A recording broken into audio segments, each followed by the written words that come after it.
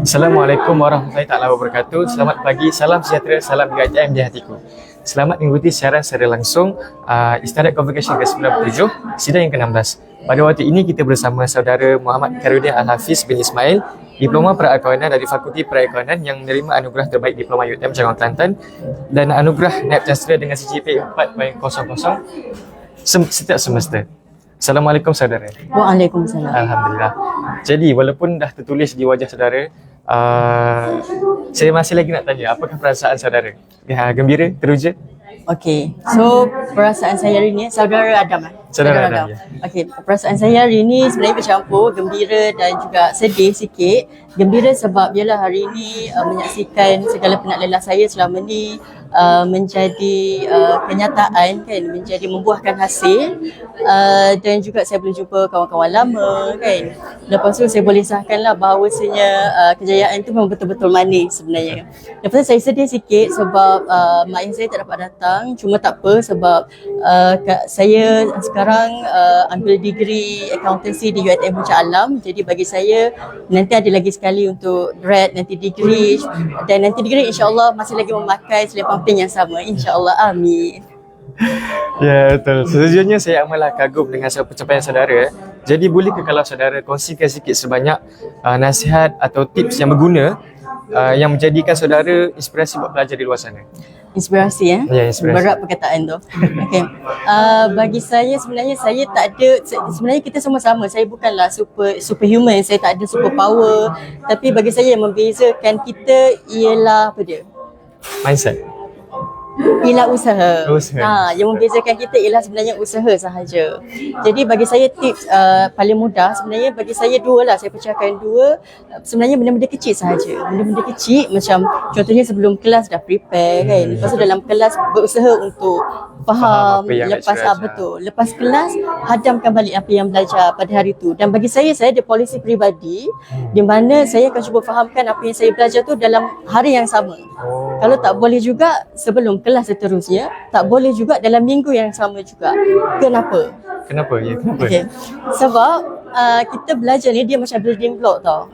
Dia macam bina batu-bata di mana kita belajar hari ni, kita letak blok paling bawah. Untuk kelas seterusnya blok kita tindih atas blok pertama tadi.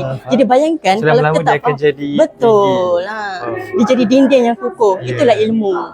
Jadi kalaulah kita tak faham kelas yang pertama tadi, blok untuk kelas yang kedua kita letak dekat mana? Dia terapung, hancur, jatuh lah kan. Dia susun lah kan. Betul. Sebab tu pentingnya. Yang ni bagi saya ramai pelajar yang abaikan lah. Jadi tak apalah, nantilah saya faham, and then later becomes never kan.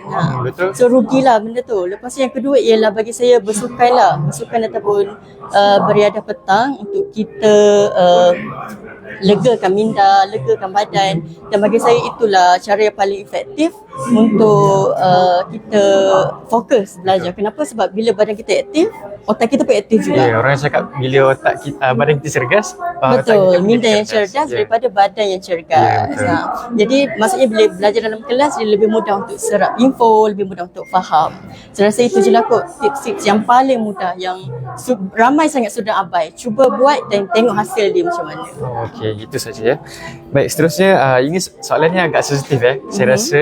Tapi saya masih lagi nak tanya juga. Apakah saat yang saudara rasa paling sukar sepanjang tempoh untuk mencapai kejayaan pada hari ini? Serius soalan tu? Ya, betul. Okey. Bagi saya saat paling sukar bila mana peralihan daripada bersemuka kepada ODL waktu awal-awal pandemik dahulu. Bagi saya itulah saat paling sukar. Kenapa? Bagi saya bila kita mula belajar di rumah, dia jadi pembelajaran tu jadi tak adil sikit. Sebab apa? Contoh, kalau saya bukan daripada keluarga yang senang kan, jadi saya tak ada tempat untuk belajar, saya tak ada internet. Jadi bagi saya gangguan lah, benda yang paling besar dekat rumah kan. Bila saya masih ingat masa first time ODL tu, saya belajar dekat ruang tamu kan. Ayah saya makan dekat tepi, saya tengah jawab exam kan, dengan TV yang terbuka. Sangat relate. Betul. Lepas tu bila nak belajar pun waktu tengah-tengah malam baru boleh, sebab bilik saya kongsi dengan adik-beradik yang lain.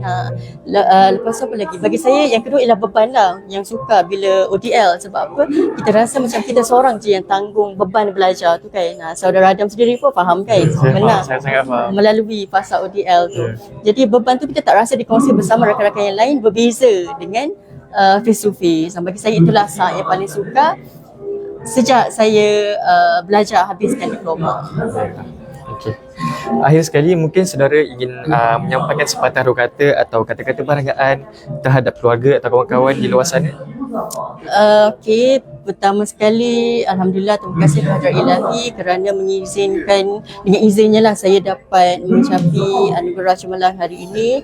Yang kedua, terima kasih kepada mak ayah saya dan juga keluarga adik-beradik saya yang tidak putus-putus bagi semangat kan, bagi dorongan sehingga hari ini. Yang ketiga ialah para pensyarah dan staf ITM dekat fakulti dan juga kolej kediaman yang terlibat secara langsung dan tidak langsung. Kan, Madam apa saya nak sebut nama boleh ke? Boleh, silakan. Madam Azmawati, Madam Yusna Liza yang banyak bantu saya masa saya belajar dulu.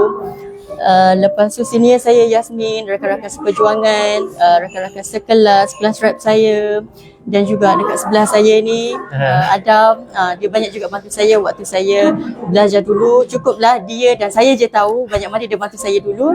Dan sebenarnya bukan saya yang hebat, tapi mereka ni lah insan-insan yang hebat yang mengukir dan membentuk saya menjadi insan yang cemerlang seperti hari ini. Okey, saya rasa itu cukuplah untuk kata-kata penghargaan. Okeylah, begitulah tadi temu bual bersama saudara Muhammad Karunia Al-Hafiz bin Ismail, graduan cemerlang penerima anugerah graduan terbaik diploma UiTM Cabang Kelantan dan anugerah naib chancellor. Didoakan semoga saudara terus cemerlang dalam kerjaya dan pastinya dalam kehidupan. Sehingga kita bertemu lagi dalam sesi temu bual bersama graduan cemerlang yang lain. Sekian, Assalamualaikum warahmatullahi wabarakatuh. Salam Malaysia Madani, salam UiTM di hatiku.